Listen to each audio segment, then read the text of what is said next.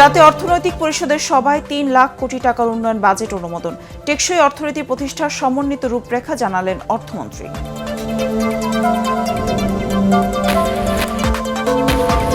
মূল্যস্ফীতি কমানো, কর্মসংস্থান সৃষ্টির বদলে সামাজিক সুরক্ষাকে অগ্রাধিকার দেয়া টেকসই অর্থনীতির পরিপন্থী বলছে সিপিডি।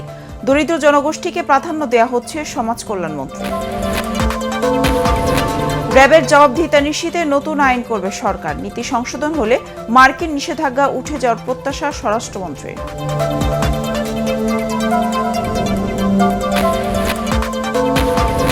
বিভিন্ন দাবিতে জাহাঙ্গীরনগর সহ ৩ বিশ্ববিদ্যালয় উত্তপ্ত। ডুয়েটে নতুন ভিসি নিয়োগ বাতিলে শিক্ষার্থীদের ব্লকেট কর্মসূচি চলছে।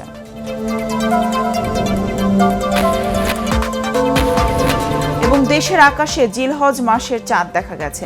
২৮ মে পবিত্র ঈদুল আজহা।